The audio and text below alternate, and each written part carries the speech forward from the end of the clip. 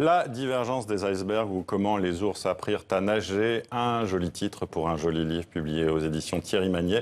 Merci à vous Jean-Philippe Bazello et à vous Aline Deguin d'être avec nous sur ce plateau. Vous êtes les auteurs de ce livre publié dans une édition jeunesse. Jean-Philippe Bazello, vous l'avez écrit et vous Aline Deguin, eh bien, vous l'avez illustré. C'est un livre qui parle de fonte des glaces et de deux ours polaires amoureux, Doub et Merak, qui sont séparés à cause de cette fonte de la banquise et qui vont devoir apprendre à nager. Pourquoi cette histoire, tout d'abord, Jean-Philippe Bazello? Alors, pourquoi finalement c'est Aline qu'il faudrait demander. Oui, parce qu'au départ, c'était l'illustration, c'était vous qui l'aviez dessiné, il n'y avait pas de texte, hein, c'est bien ça? Voilà, au départ, Oui. j'ai illustré des images avec le texte en fait. Au départ, c'est un livre muet de 6 planches qui raconte juste la séparation d'un iceberg au cours d'une journée. Donc on voit la nuit arriver, puis l'iceberg qui se sépare petit à petit sur un plan fixe. Et pourquoi avoir voulu justement dessiner ces deux ours séparés par la fonte des glaces? Pourquoi ce thème? Est-ce que c'est quelque chose justement qui vous importait? Oui, quand même. On en entend beaucoup parler dans l'actualité. Et puis j'avais un livre, une affiche dans ma chambre où c'était un ours énorme sur un petit iceberg tout petit. C'est une image qui vous avait profondément marqué. Donc c'est de là qu'est partie cette envie de raconter cette histoire d'abord en images. Voilà, c'est ça. Et vous, Jean-Philippe Bazello, comment après vous avez voulu écrire sur ces images? Oui, effectivement. Donc, il y a eu un charme par l'image du côté d'Aline, mais il y a une toile de fond de la fonte des glaces qui est sérieuse et donc l'histoire en prend compte. Alors le sujet, c'est l'histoire de Doub et Merak d'abord, mais la toile de fond, c'est bien la fonte des glaces. Et donc l'histoire, c'est cette mésaventure des ours et comment ils vont réagir à ce qui leur arrive, bien malgré eux. Le sous-titre est parlant, ou comment les ours apprirent à nager. Donc le sujet, c'est vraiment comment ils vont réagir, comment ils vont s'adapter, quelle est leur marge de manœuvre, et on découvre ce périple. Mais c'est un livre quand même assez positif d'une certaine manière. Vous, en tout cas, Il cherche le positif, c'est-à-dire que les ours cherchent un nouveau territoire, cherchent à continuer leur vie, une autre vie peut-être.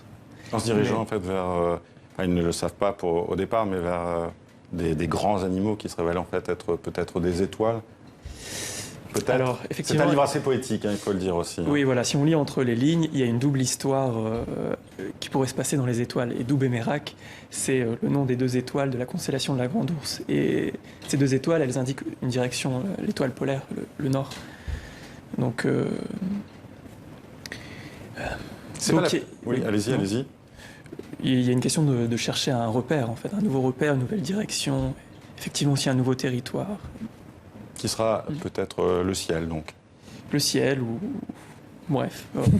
Alors, vous avez fondé tous les deux le cabinet Moby Dick et sur votre site, vous écrivez être convaincu qu'il faut penser notre monde autrement et généreusement. Aline Deguin. Comment on peut faire? Pour penser à autrement, par les revues, nous, on essaye de montrer qu'il y a...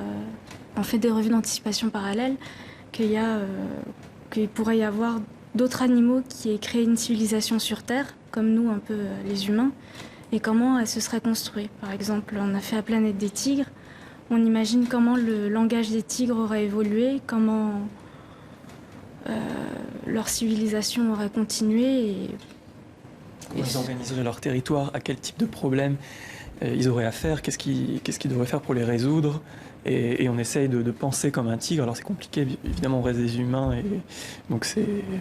Est-ce que justement ces revues d'anticipation parallèle, ça peut apporter justement matière à penser pour les hommes? C'est aussi ça, j'imagine? Oui, voilà.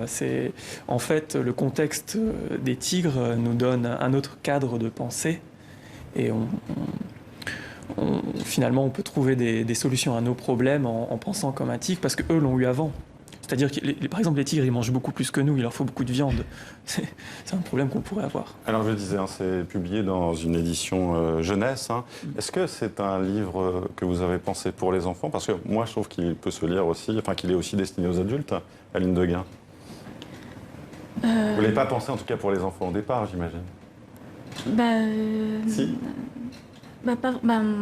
C'est vrai que les revues qu'on fait et puis tout le travail qu'on fait, c'est pas trop jeunesse. Donc on a essayé de le penser comme on pense d'habitude. Donc Voilà, ça s'adresse à tous. On aura... Allez-y. On laisse des portes d'entrée, en fait, Voilà. qui finalement sont accessibles par plusieurs publics. Une belle porte d'entrée que ce livre aussi, sur votre univers aussi, qui est très beau. On n'a pas eu le temps malheureusement de parler aussi de l'esthétique, et on voit qu'il y a un beau travail sur les matières, Aline Deguin. Merci à vous d'avoir été avec nous sur ce plateau. Je rappelle donc que La divergence des icebergs ou Comment les ours apprirent à nager est publié aux éditions Thierry Magnier. Merci à vous d'avoir été avec nous. Merci. merci.